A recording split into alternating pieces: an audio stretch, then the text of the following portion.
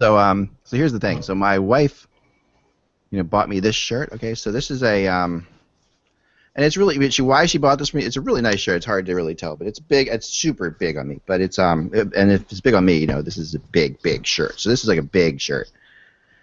But what it is completely fire repellent. Like you could actually go into a burning house and my torso would survive perfectly fine. Is there a need for that?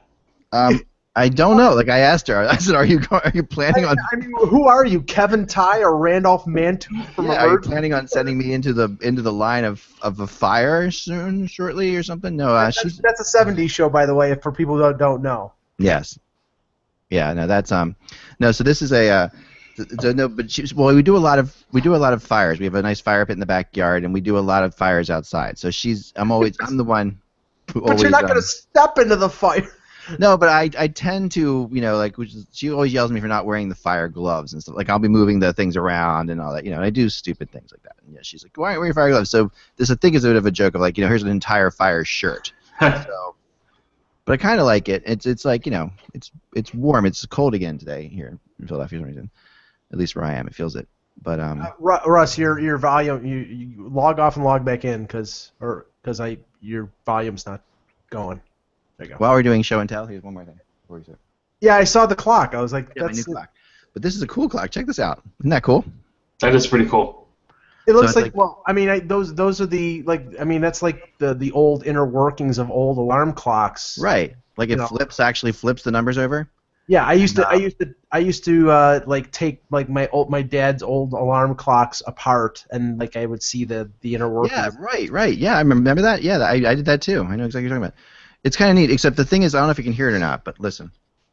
Nope, you're still muted. Can't. I heard you before. Something's weird. You can't hear us, but can you hear the clock? That's what matters right now. I can a little bit, yes. Okay, yeah. So I'll try to like. Yes, I can hear it. So it sounds better than Russ. Right. So you hear just. So we had this in our room. I put this in our room because I thought this would look nice. There you go. I thought this would look nice in our room. Like I put this in our room, and it's a cool place for it. And we needed like a clock, just a clock. I'm a big fan of clocks. I have clocks all over our house just because I like to know what time it is, and I just like clocks in general. So I had this in our room, and all night long last night, it was making me insane. It was like, and then at every minute, it's like it switches the thing, which is fine. But kind of crazy. So I'm looking for a good spot on this side. Like someone's playing a hi-hat. Yeah, like exactly. Someone's playing a small hi-hat behind me. That's exactly what it is. It's not that loud, but it sounds. It was in our bathroom, and we have like a ceiling thing, like a light in our bathroom. So like what do they call it, a window thing, a window on our ceiling. How about a skylight? Thank you. And I'm used to being able to tell. There's this glass thing on the side of your wall. It's I know there's windows. I know. So so I'm used to going into our bathroom, and when it rains, you can hear it on the skylight, right? So that I'm used to. This thing sounds exactly like what it sounds like when it rains. So I've been thinking, like, oh man, it's raining out. I thought yesterday when I came in the bed. Anyway, all right, here we go. We'll start this. It's all not very interesting. Is Russ good?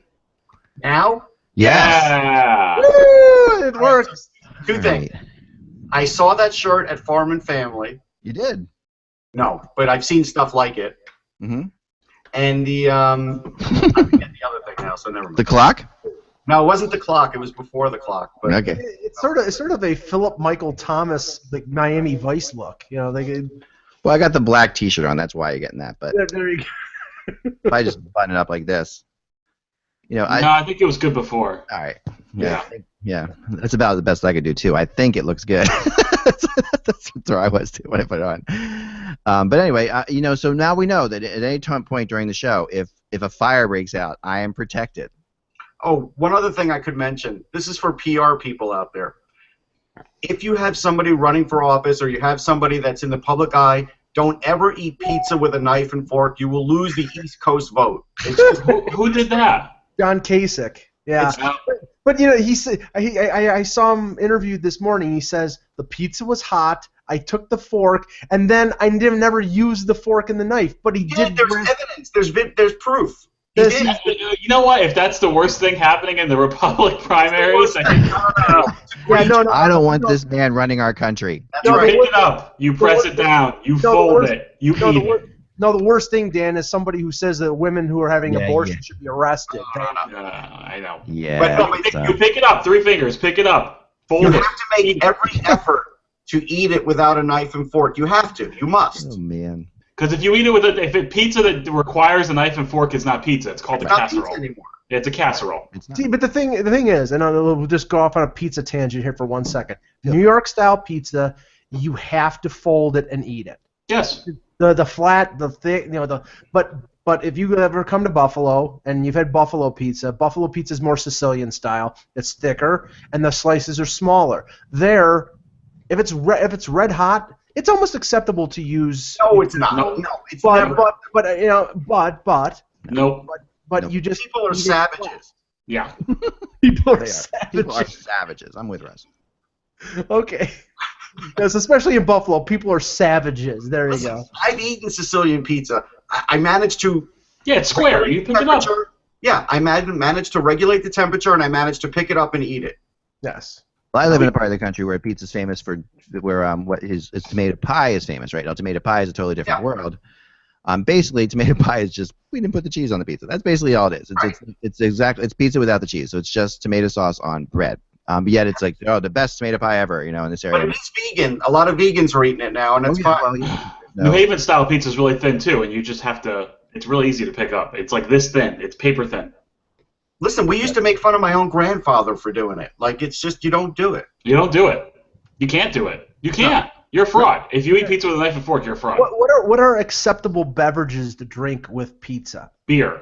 Pepsi, Coke and pizza. That to me is the only thing. Coke and pizza is number 1. Beer is number 2. Root beer is very good. I was gonna say root beer because my favorite place, Modern Pizza, New Haven, Connecticut, State Street. They have fresh made pizza, some of the best in the world, and they have from the local soda place that's been in business for like 100 years. Their root beer, Fox and Park root beer. It's unbelievable. It's great. I grew up on pizza and Coke, and now because I'm a type 2 diabetic, I have to mix in pizza and either seltzer water or water. Because you're forgiven.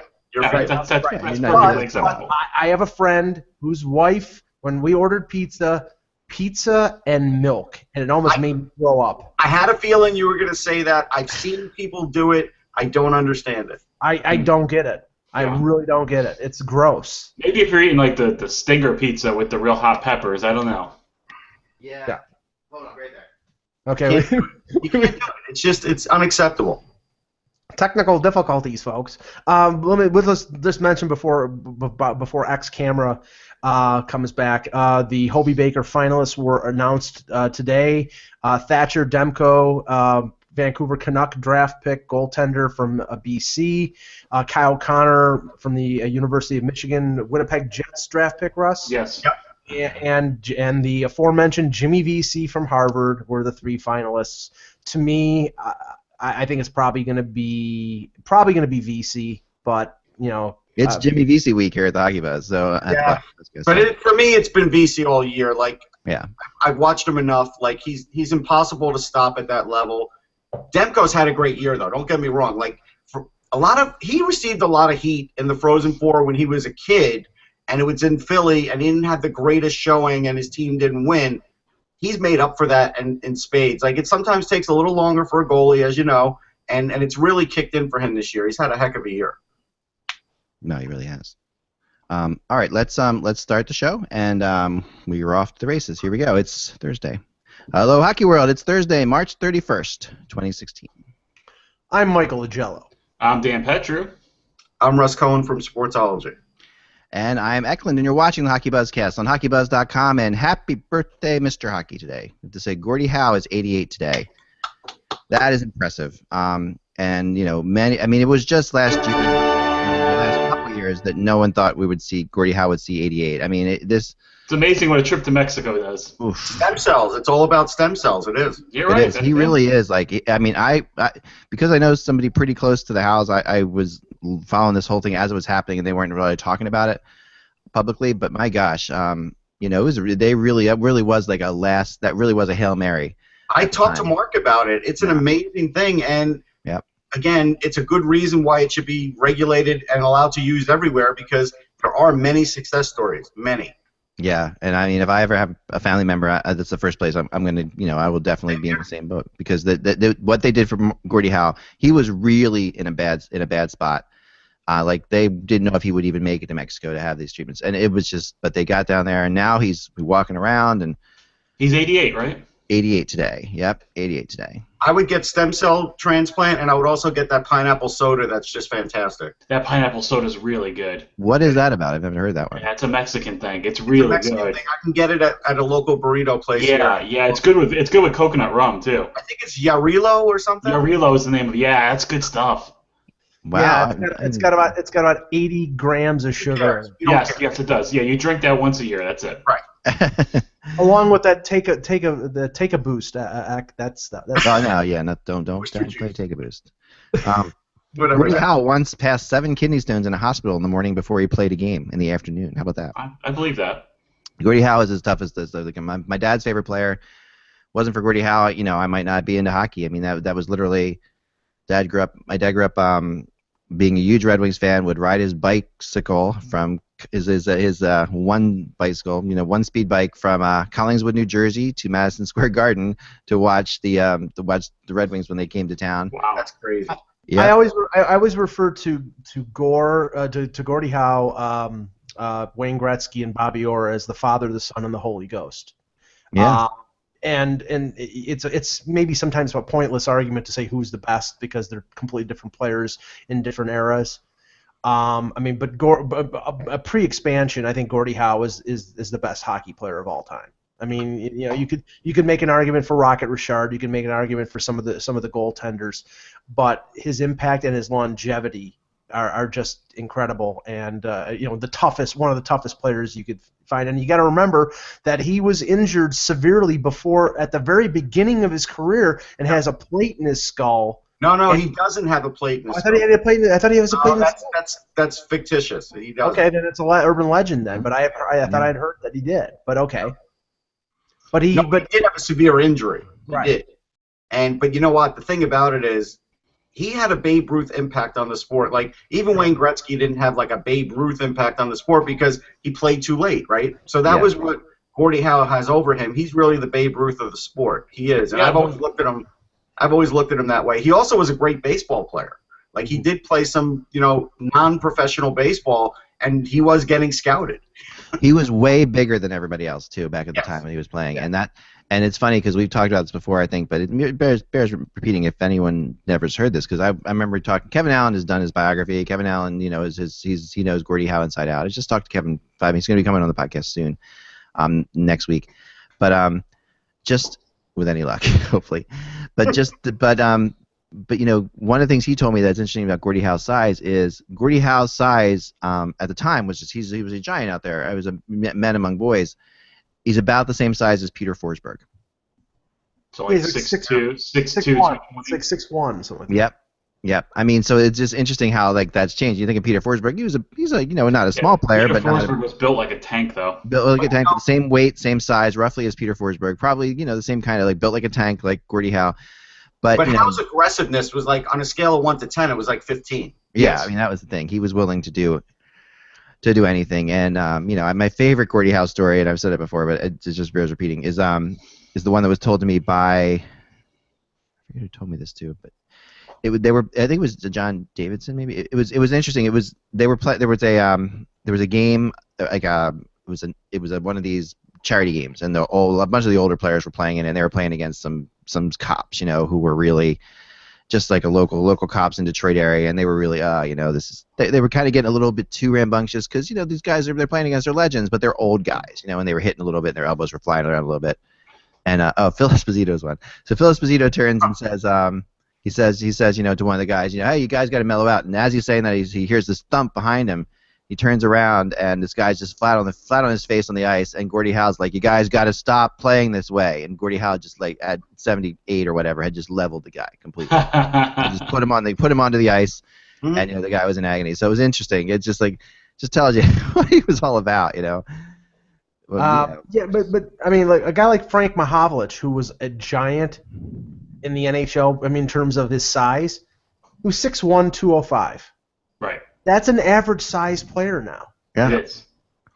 So Yeah, it's incredible what we see the difference and I mean how players are, those guys of that size weren't playing hockey back then, basically. But here's the thing though. But when Gordie was playing with his sons, everybody got bigger. He was still the same size. He was much older, and he was still really effective. Right. That was the funny thing. Yeah, but there was a level of respect there. I mean, I watched Gordie Howe when he was with Hartford. I mean, there was a little bit of time when he played with Keon and Bobby Hull. I think it was 1980. I think it was that year. It was either 79 or 80. Yeah, 79 or 80, and that was only for like maybe 25 games. I think they were together, but he was still effective, as you said, Russ. But there was definitely a bit of a respect thing there. It was like they weren't cheap shotting him. I get that. Right. Yeah, no one was gonna Duncan Keith them. Right. Right.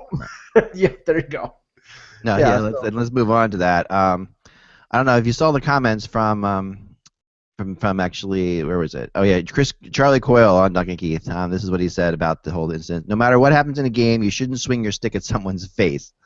That goes from when you're a mite, keep your stick on the ice. So obviously, there's no room for this. Yeah, coming from the guy who slew-footed him. I mean, see, right. let's get it from an impartial source, not the guy. I mean, I'm not justifying Duncan Keith's, what he did, because he's done it before, and he's probably going to get punished. But let's not take the word from the guy who basically created the incident by slew-footing him. But it's like anything else. You know how like cops sometimes were like the most mischievous kids when they were growing up. Mm-hmm. Like that's a normal thing. I don't even worry about that aspect of it. I spoke to a lot of different people. Some people in good positions. Some people just writers yesterday. Everybody was unanimously in decision of not only should he miss the regular season, but a couple of playoff games. I didn't find one person that was against that. Right. No, and I agree. And I've heard that as of a few hours ago, or an hour ago at least, there still had not been a hearing set for this with the NHL.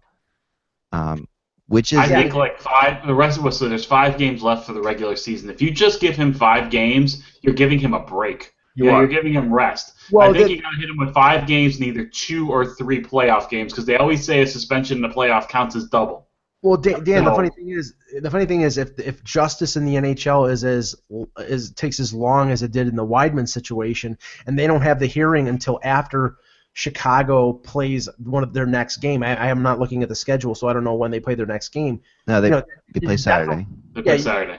Okay, so yeah, it should be done before Saturday, but you're still risking, even if they let a game go by, that it's going to go in the playoffs. I think they're gonna send a message here, doing something as close to the playoffs that he'll at least miss 1 and maybe 2, and in a very close Central Division where home games matter. And I don't know if they're going to get home ice advantage or not, but if they do, I mean, they're severely weakened by Duncan Keith not being in the lineup. I think if this happened in January, I think it would just be 10 games and we'd be on with it. But since it happened at the end of the year and there's playoff overlap involved, I think you're going to maybe see 7 or 8 games. So you miss 5 regular season games and 2 or 3 playoff games.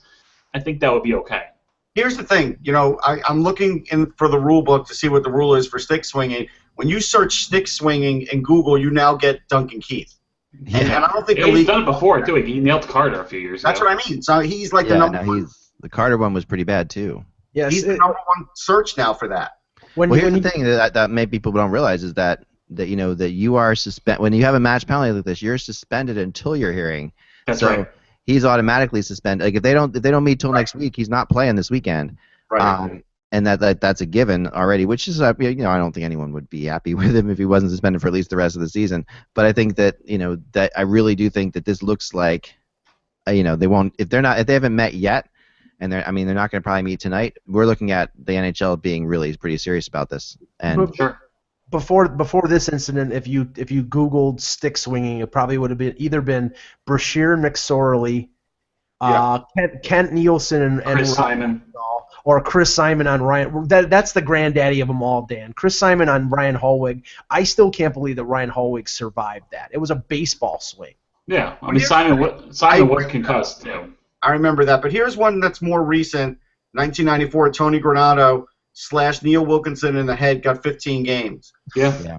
So I think what we're saying for 5 games and 2 or 3 playoff games equals that. Yeah. Yeah, well, the league has always said that one game suspension in the playoffs is like 2 games in the regular season, which I don't necessarily agree with, but that's kind of the standard they've set. So I think if you go 2 or 3 playoff games and the rest of the regular season, that's pretty much a 10-game suspension in their eyes. Yep. Personally, I'd have no problem if he sat for 10 to 15 games, but I'm not as I am definitely more harsh than the league is. Yeah, for something like this, I'm completely with you 100%. Well, the Flames have now lost 37 straight times in Anaheim. Unbelievable. Which is incredible. Last night they did it in glorious style too. Is Gibson okay? I have not heard. 8-3 last night. And you know what was really fascinating? Someone tweeted this out last night. Is that by the end of the second period, every forward on the Anaheim Ducks had a point. Right. You don't see that all the time. Who was in net for Calgary? Was it Ortio? Well, it started off with Hiller. He was pulled 7 minutes in. You mean the goalie who's got I think is he the only NHL goalie he has like an .860 save percentage right now?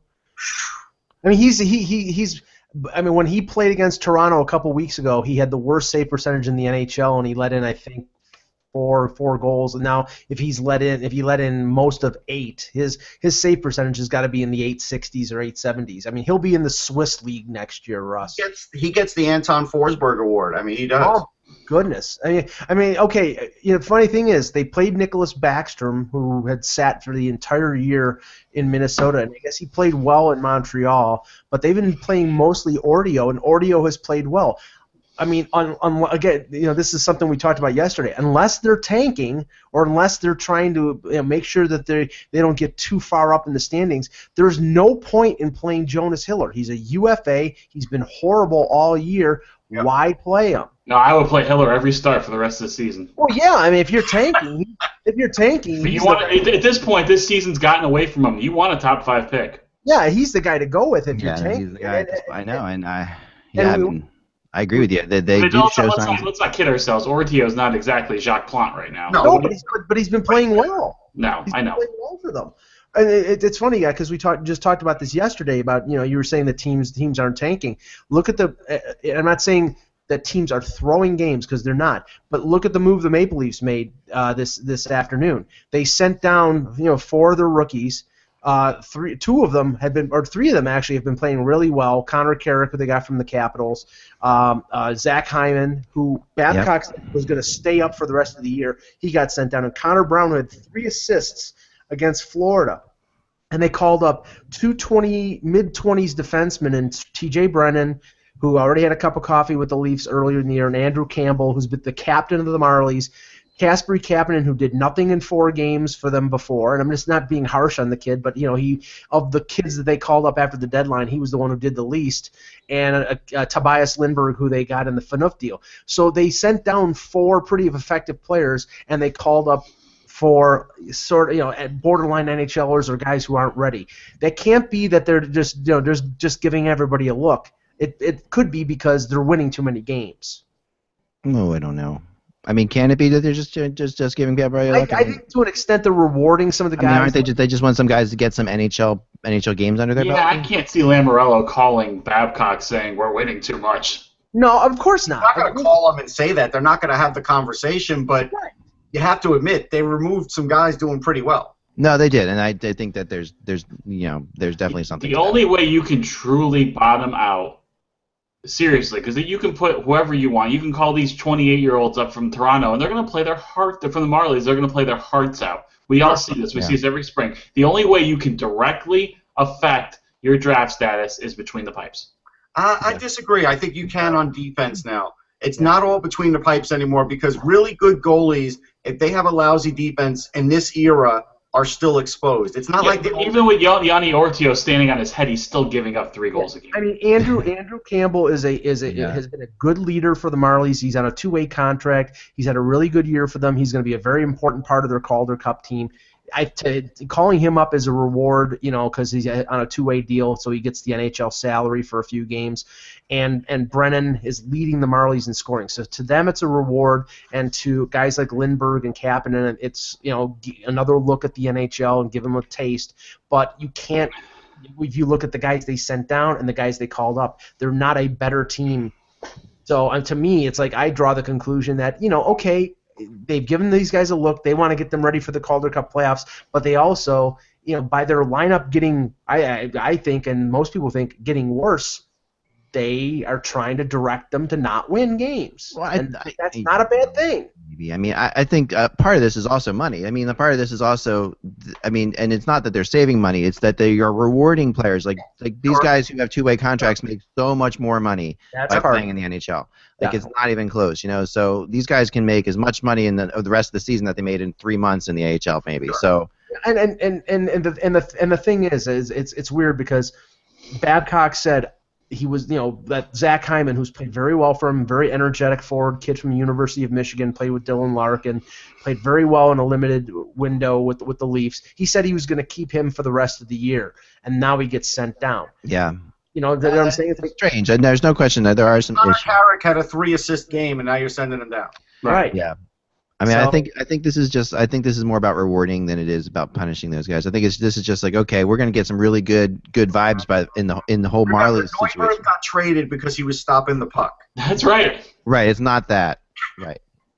I agree. Buffalo tried, like, hey, you what are you doing? Hey, stop saving the puck. You're gone. Neuwirth, you're gone. Anders Lindback was almost the Martin Gerber of Buffalo last year because for once in his NHL career, other than when he was playing with Nashville, he was stopping pucks last year, and he was pissing off Sabres fans because all they wanted was this team to finish in 30th, and he was playing like Terry Sawchuk for about 3 weeks. It went down to the last game of the year, didn't it? Second last, I think it was second to last game, before they. And Eck, for your point of view that said that fans aren't into this. There was celebration and glee in Buffalo when they confirmed 30th place. I didn't say fans aren't into it. I say it depresses me when fans are into it. That's I understand. I mean, I don't know. I do understand why you're into it. I can totally get that. That's not, it makes sense why you'd be into it. All right, moving on to the big story perhaps today is the fact that the world's going to end because officially we've reached the end of days, as I call it. The Flyers won a shootout, which, I know Russ was there. Well, Russ is coming back. Coming back in, but, I'm sitting there and I'm watching the game and on NBC Sports, and they're sitting there and they're saying, okay, the Flyers are the best, have the most wins besides one other team 3-on-3 in the league, and they've been very good 3-on-3, and they are the worst shootout team in the league. And I said, well, partially, those things actually are connected. Like the Flyers realize they have to win it in 3-on-3, and they go for it a lot more than other teams do because they literally know if they get to a shootout, they're in trouble. So they push it really hard in 3-on-3. That's true. Do you agree with that, Russ? Yes.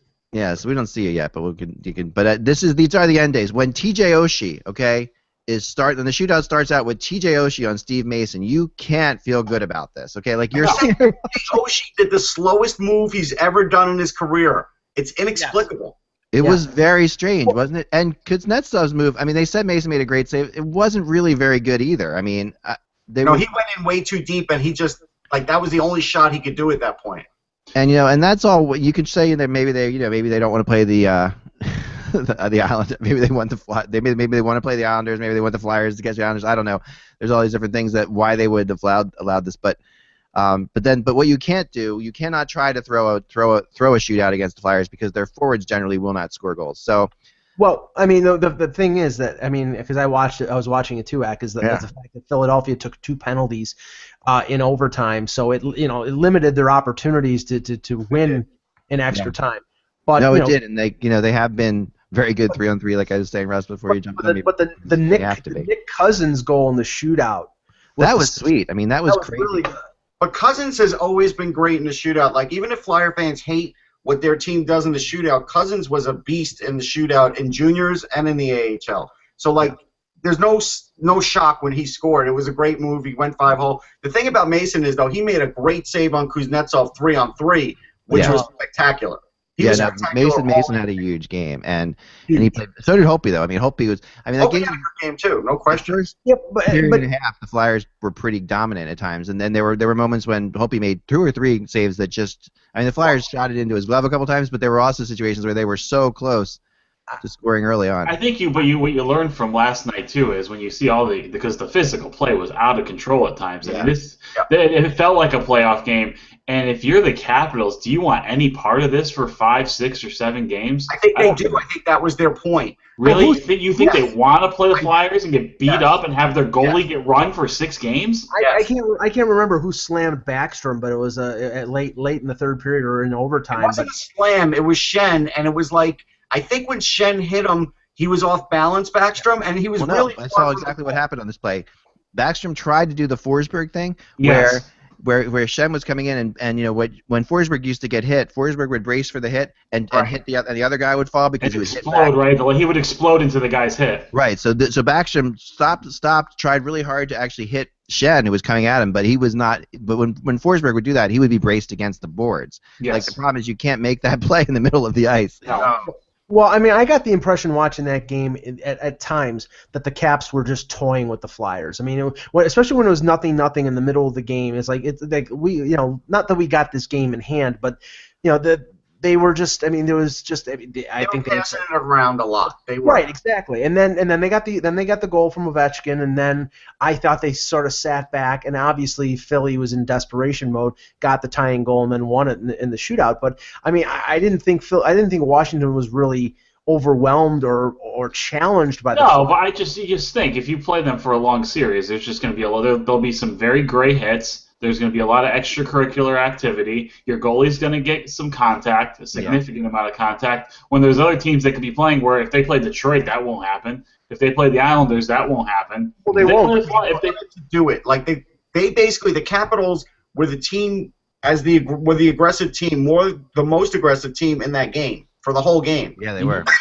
And I think that was their game plan. I think all they wanted to do was go in there and show them that that's what they can do, whether they won or lost. And the other thing was Ovechkin, when he got dumped, any other game, Ovechkin would have gone back and plastered somebody, and he didn't do anything. Yeah, that's good. That's a really good point. That's a good point. No, it is. I do think that you're dead on, Russ, because watching the game, you know how the national people tend to have a lot of access to the coaches before the games, and they would talk to them, and they have like a whole meeting in the afternoon usually, and they go through the whole thing. They could not mention enough about how physical the Capitals were. And I'm sitting there watching the game and I had just talked about before the game even began. This Capitals team is so physical, and I'm sitting there talking to my daughter, and before that, because it was an 8:00 game, so we're sitting there for a long time, and we're watching all the previews, and I kept saying, the thing about the Capitals is that they're not physical. I said they have a really tough time against the Rangers, a really tough time against the Flyers. The Islanders nearly broke them last year in the playoffs. There really are they do not like so the first thing they come on is this is a physical Capitals team, and they're all so I get the impression that the coaches just laid that on them big thick that we are a physical team now, a physical team. No. And they just kept mentioning how, and in actuality, it was like the Capitals had something like they're going to prove that a physical team in the playoffs is not going to be a problem to them. See, this is like what the Capitals did against the Islanders last year is while they're not an overtly physical team, their big players they do have targeted the small players of the Islanders and tried to end their careers, and they were successful in one case. Well, I mean, the thing is, if you look at the Capitals, they have like 4 or 5 players who you could really say are physical. Right. But overall, that team is not. I mean, you could pull out Chimera, Wilson. or Tom Wilson, Ovechkin to a certain extent, but a lot of their skill players, because Kuznetsov is not physical, neither is Backstrom. I mean, their key players overall are not physical guys. So go ahead. Yeah. I was going to say there's a difference, though, because I looked this over yesterday when they started being physical, and the one thing that did stand out to me is they don't have a defenseman now that's under 6 foot and that's under, 195 pounds. Right. So they have big defensemen and they're on every pairing. Orpik can handle himself. Niskanen can handle himself. Carlson can handle himself. All they have at least one big, heavy defenseman. Orlov. Yes. Orlov was getting banged and Carlson's still not back. So I mean, they're. Carlson played last night. Okay, wow. Yeah, I didn't see him. But the point is, they have one big defenseman on every pairing now. Well, this is a result of them getting knocked out of playoff series. They've learned that they have to be bigger to get out of this division, and if they finish first, they might end up the only way they can avoid playing one of these physical teams. And even then, this year they could finish first and still play a physical team. And the Flyers are not. This is not a physical Flyers team. I'm not saying that they, for the most part, they aren't. They have enough players who are physical.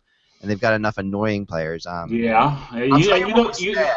What was sad was Mike Richards, because and it wasn't just me. People were talking to me about Mike Richards and saying, is this really what he does now? Because even on the penalty kill, he wasn't able to skate from one side of the ice to the other. The only move he has on the penalty kill is to wait till you have the puck near the wall and to push you into the wall and try and get the puck. He did that like 2 or 3 times. Right. That's about all he did that entire game.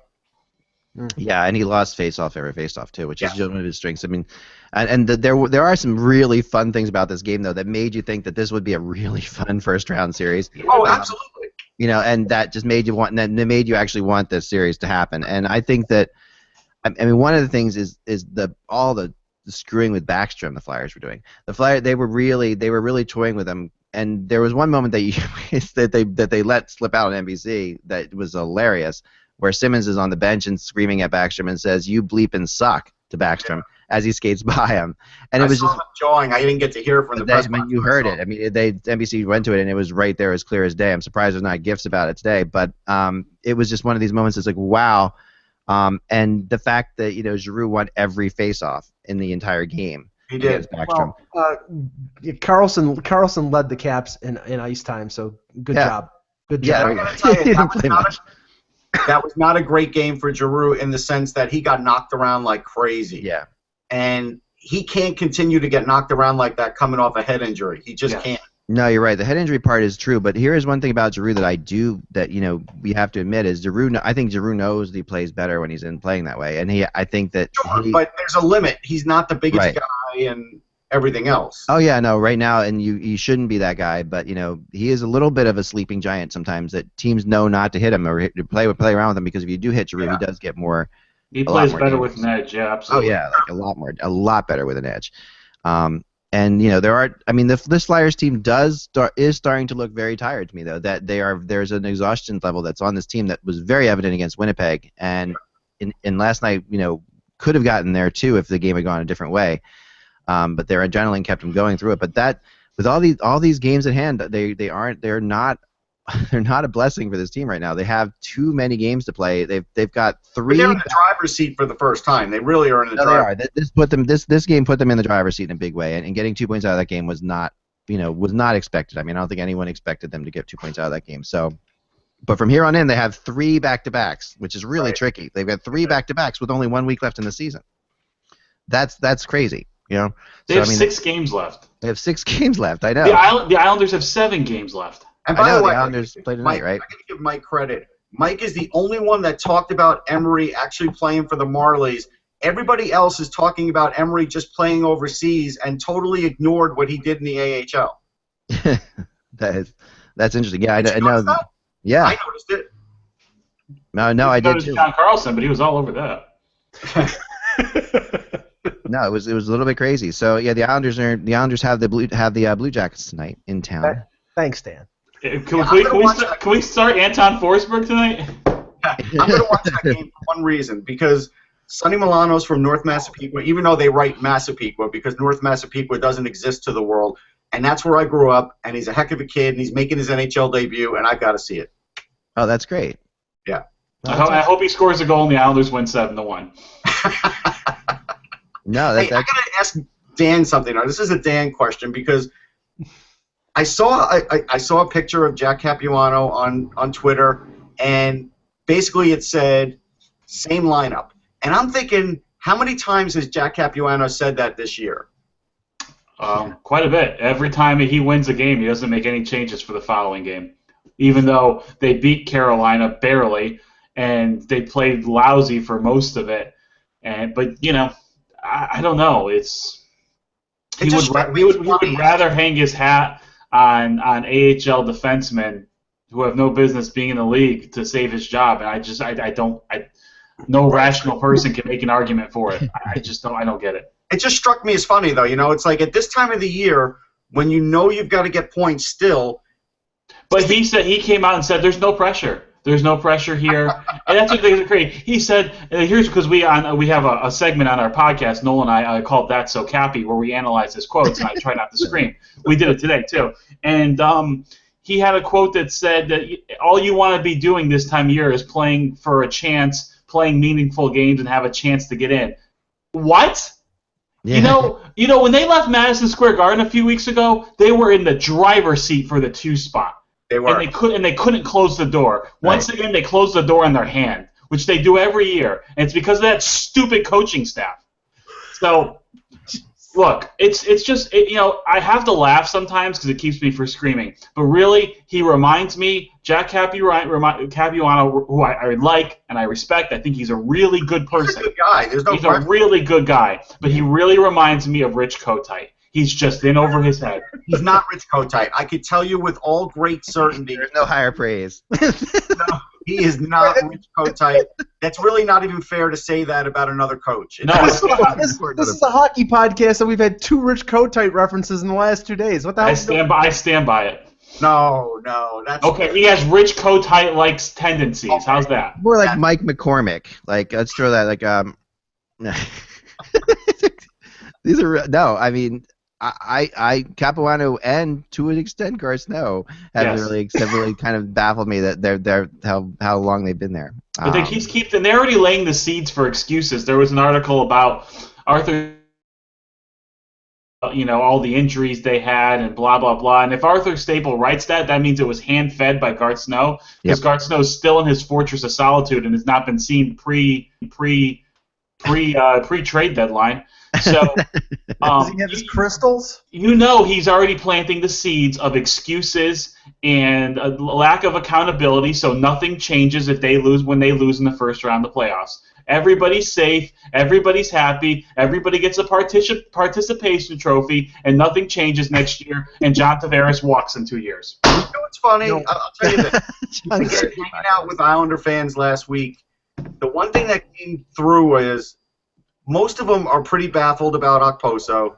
Most of them are pretty baffled about who plays on defense. Most of them are pretty baffled about a lot of the things you mentioned, and you know, there's almost like a point where they just sort of are indifferent to it because they realize there is not going to be any change to it, and they're just rooting for the team. They're hoping against hope, and that's kind of rough. You know, they're going to lose Okposo. They might lose Nielsen too, and then Gar Snow's going to sell you on Corey Conacher or Peter Regan, and then either Barzell or Del Cole. That's going to be the sell job over the offseason. Well, I have no faith that they will make the improvement that they need to make. I don't. I would opt for Del Cole and for Barzell because, I mean, Corey Conacher, my God. You know what I mean, though? He's going to sign somebody like that, some guy who has potential, who's bounced around a lot, and try and sell him to you as a top 6 forward. That's what he loves to do that. Here comes P.A. Parento. Here comes P.A. Parento. I'd be okay with that, actually, honestly, because he's played with Tavares before. I mean, why not? You know, it's. But this is still a pretty talented Islander team, and let's see. I mean, it is, but they don't maximize their talent. They're not developing their young players. At the moment, there's still a little time left. You never know. It's like Gar Snow refuses to trade his draft picks, and he refuses to trade his prospects, which isn't necessarily a bad thing. No. But he's a hoarder. So he hoards all these draft picks and all these prospects, yet his coaching staff is scared to play them and is not developing them correctly. That's a bad combination. Yeah. Because Ryan Strome is lost. Ryan Strome is lost as a hockey player right now. Mm-hmm. Yeah, he does look lost. Totally. And he has to resolve the Hamonic situation because I think he'll stay. Obviously, we're past the deadline, so he's not going to be moved now. He's not. That's a draft day deal, I think. But it's a draft day deal. But you know, you're going to have to replace a guy who is a cornerstone on your blue line. I mean, I know. Just look at Winnipeg. They are loaded with offensive prospects. Yeah. And I still think Edmonton's a good fit too. Maybe a Hamonic for Yakupov deal. Yeah, but that's fine. Do you want forwards back if you're the Islanders? If you have so many forwards like Hosang, like Barzell, yes, because those guys are 2 years away. You need to wait. You can't wait for these kids. No, you can't wait. John Tavares is going to walk. You have to get him 30 goals next to him next year. Man, I just don't. I don't think Tavares is going to walk. I don't think Tavares is going to walk either. If you keep putting the crap next to him and changing him every 10 minutes, right? You can't expect it. Well, I think you'll see. But you're also not getting the best out of him too by not putting him with grade A talent. In 2 years, he'll have Del Cole next to him, so I don't think he'll leave because of that. And the other thing is, if you maybe though, it's if it keeps being if guys project. We thought Ryan Strome was going to be really good. We're not seeing it. Brock Nelson's having a nice year, but it's not consistent. Anders Lee works really hard, but the way he scores dirty goals, so those kind of are streaky as well. They haven't developed the top 6 I get it. I'm a lot higher on Del Cole and Barzal than I ever was on Strome. That's just the way it is. I like both of them, but I just think they're going to need time, and you can't take a step backwards in that time. No, but Winnipeg has guys like Nick Petan, who played the other night, looked great. I don't know if he's a top 6 forward. But these are guys that really are. I like Nick Petan. I don't know if he's a top 6 forward. He could be. Rather, if I had to choose between him and Yakupov, I'd take Yakupov. Of course, but you may not be able to get Yakupov. I understand. I think Nick Petan is about the equivalent of Shane Prince. I think he's a 3rd, 4th. No, he's better than Shane Prince. He is. He's got better skills than Shane Prince. It's just, again, he's not getting the opportunity. But at the end of the day, what I saw in Winnipeg with their top line, with Scheifele, with Ehlers, and Wheeler, that line's exciting. That's what the Islanders need, is a top line like that includes Tavares. I agree. Yeah, I do. I totally agree as well. It would be a much better team if they had that.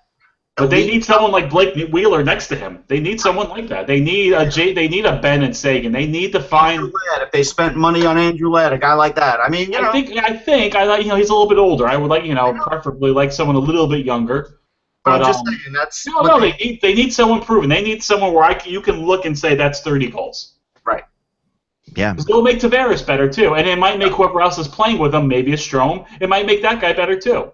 Yeah, but gives the other team someone else to match. Like right now, you can match one line. That's the problem you get. You need other players out there to create space for him, or just he has no space. No, I'd even consider putting Clutterbuck with Tavares now to give him some space. I would too. That's actually smart. I've thought about that before too. That does make sense. He would give Tavares a lot of space because the other team would spend their time trying to kill him.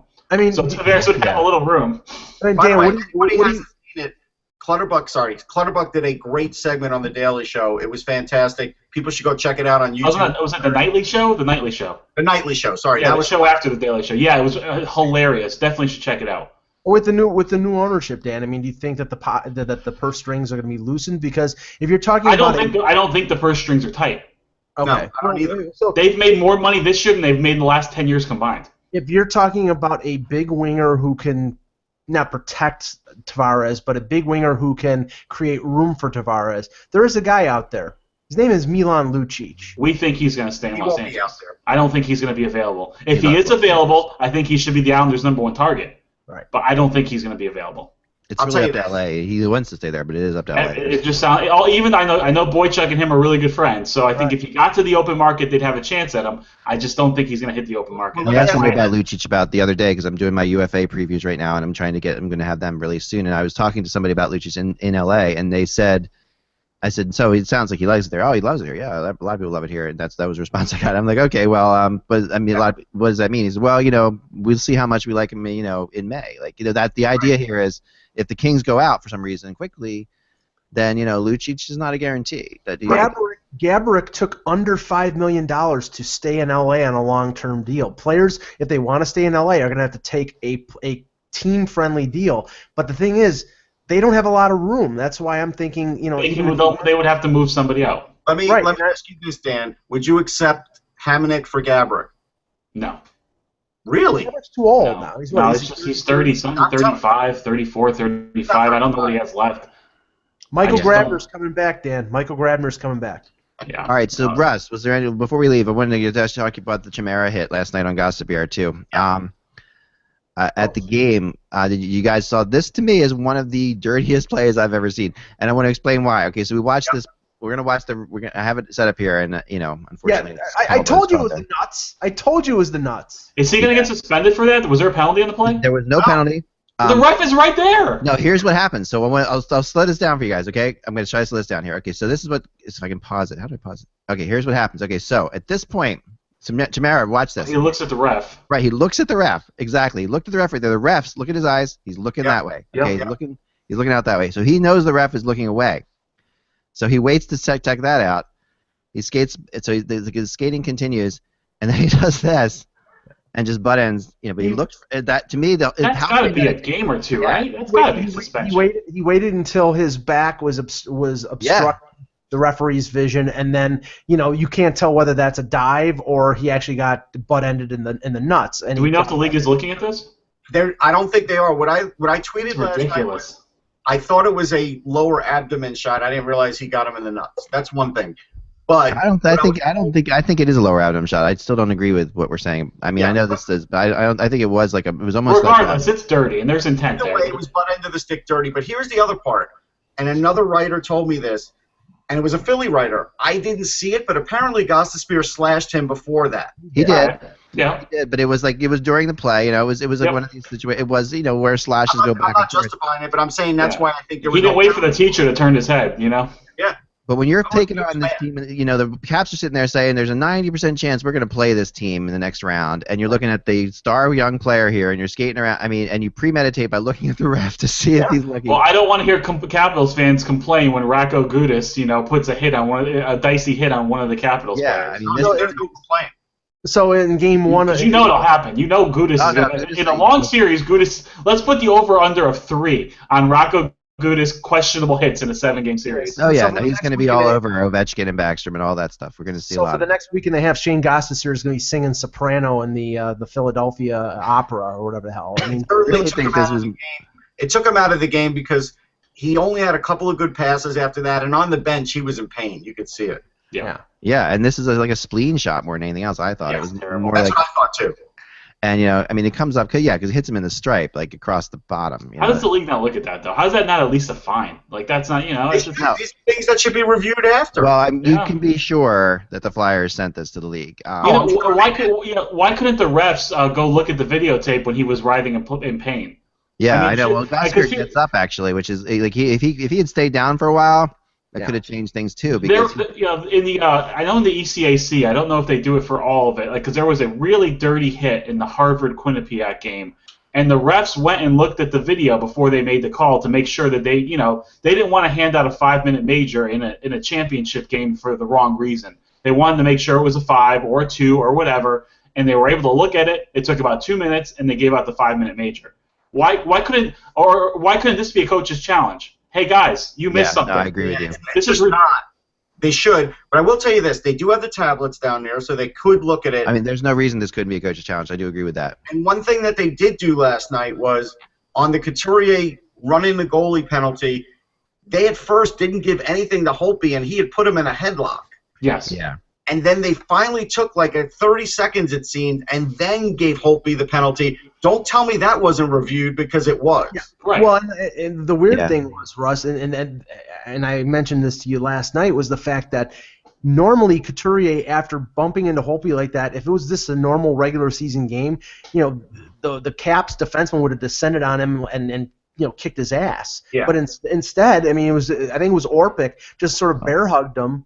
Yeah. And nothing happened, and I'm like, okay, this is. Well, here's the one thing about that. This is in like this was 4-on-4, I think, at this point, right? Because it was they just gotten out of the penalty. So I do agree with you, Mike, but at the same time, this was a 3-on. The way people are seeing like Couturier is caught now. You're thinking in overtime. This was a breakout. They were coming 3-on-1 the other direction. Right. The penalty was whistled down. I think that they saw the opportunity, to win the game, and that's why they weren't going after him. And part of it was the Caps defenseman sort of directed him in that direction. So maybe there was consideration that they were a little bit at fault of putting him into the goaltender. I'm sure Holtby wasn't happy with it. But usually when a player runs into the goaltender, whether it's voluntarily or involuntarily, there's a response, and there just wasn't a response there, the normal response. Yeah, I mean, I will find out if there's. I mean, I haven't heard anything about Gostisbehere one way or the other. I'm trying to find out, but whether I'm assuming he's okay, but No, he's okay. He played. I mean, It's gonna be, like I said, a matchup between those two would be an interesting series. yeah, this sets it up though, because don't think if they don't play again, Chimera's not going to feel that at some point. we had this matchup a few years back, and I remember covering. I think it was a Game 7 in Washington. That was the Joffrey Lupo game we talked. That overtime game, and that was unbelievable electricity in that building in Washington. It was unwould Yeah, I mean, this rivalry goes way back, and it does, and there's more to it than. I mean, for years, I would drive down to the Cap Center my parents would take me down there when I was a kid, and where the Caps would play, and there would be literally 5,000 Flyers fans in there and 3,000 Capitals fans, and this was in the Rod Langway era of the Washington Capitals, and there was they hated Flyers fans, and one of the coolest things to watch over time is now when you go to the Verizon Center and the Flyers are playing the Caps there, it's like there's a couple hundred Flyers fans there, but it's Caps fans everywhere. So it really the Caps have totally changed since back then. I don't think the fans were that bad. I was in the old potato chip too when I lived in Virginia and drove up for a couple of games, and I didn't find them that bad. I almost bought season tickets because I felt like if I'm going to just watch the Eastern teams, I might be okay because I was sort of like in Nowheresville for hockey. I was desperate, but I didn't mind the building at all. No, I didn't mind the building either, and but I just said that I don't think Flyers fans were bad. I just think that there's something about like a whole group of fans coming into your building. Yeah. Oh, I know all about that. Obviously, Dan, you've been there too. This does feed rivalries. I mean, this is the kind of thing that does feed the rivalry, and that was the bottom line back then. The Flyers, you couldn't get a ticket to the Flyers, and they would drive down. The only good thing is all the opposing fans in the Barclays Center now will sit in the obstructed seats, so that's fine. Although somebody told me that they were at the game the other night in the Barclays Center, and a little kid yelled at a Flyers fan to go home, go back to Pennsylvania, you suck, something like that. And I think, you know what? Here's the thing. I'm not a dad, right? But I'm never one of those fans that would get involved with other fans and screaming matches or whatever. If you're teaching your kid that's bad for any fan base. I know. That's horrible. I mean, it's not surprising. Or throwing batteries at people or booing Santa Claus. Oh man. Well, I mean, there's going to be about 8 or 9,000, probably 8 or 9,000 Maple Leaf fans at First Niagara tonight for Leaf Sabres. But unlike most of the games when they come down, everybody will be rooting for the Sabres. I got a really good story about this for a second. Then we got to go. But here's the story. Battle for number one over again. Yeah, so check out this. So when I was dating my wife, we were engaged, and I wanted to get her into hockey. One of the first hockey games I took her to was the famous Brian Boucher save that he made in the Flyers series against the Devils, where he makes the save over his head, and everybody remembers this. Maybe this was the series that the Devils ended up winning in 7, coming back from 3-1. So one of the first games I took her to was up in New Jersey, and we went to I drove up to Jersey, and I got her favorite player was Adam Burt, and I bought her an Adam Burt jersey, and we wore this jersey up there. And I talked about that story, but there was a really funny thing because in the New Jersey newspapers the next day there was a picture of a Flyers fan punching a Devils fan like right across, like you saw the punch go right across like this, and Devils fan like this by the side of his head, and we're in that picture 2 rows in front of them. Like we're just in the crowd and we're just sitting there 2 rows. So it's like it's been on our wall forever. I should find that picture, but yeah, it was really funny. So that was good old fashioned Devils Flyers stuff there, which was a similar situation where the Meadowlands used to be filled with Flyers fans too, when the Devils weren't selling tickets either. So yeah, there you have it. But let's get into the NHL lottery simulator. Oh, good news, though, Dan. I've been trying to say this the whole time you were talking. The good news is you're playing the Blue Jackets, and you're 4-0 against the Blue Jackets this year. It's tough to beat a team 5 times though. See, that's exactly what I thought you would say. That's negative. That's just negative. No, but that's the difference between a New York fan and like a fan from somewhere else. No, I'm kidding. No. In this instance, they have to win tonight. No, it's not like if you're playing rivalry like Rangers Islanders, it's hard to win all 5 games. Islanders Blue Jackets, there should be no excuses for losing tonight. Yeah, no, this is a team that they have played well against. All right, here we go. Picking a winner's day in the NHL lottery simulator. Team. Come on, Canadian. Vancouver. Toronto again. Wow. Maple Leafs like that second to last spot better than they like the last spot. I think that's where you want to be, Mike. You want to be in the 29th. It seems like you'd rather have 13 point whatever it is.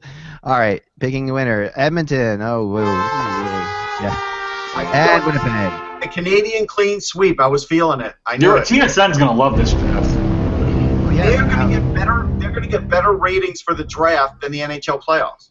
Right, and now as we sit here, on the day after the Ottawa Senators were the last team to be eliminated from the Canadian, from the playoffs from Canada. So this is a non-Canadian playoff year, and I don't really think it's pathetic that they're firing all these people. Like I think it's so short-sighted and crazy.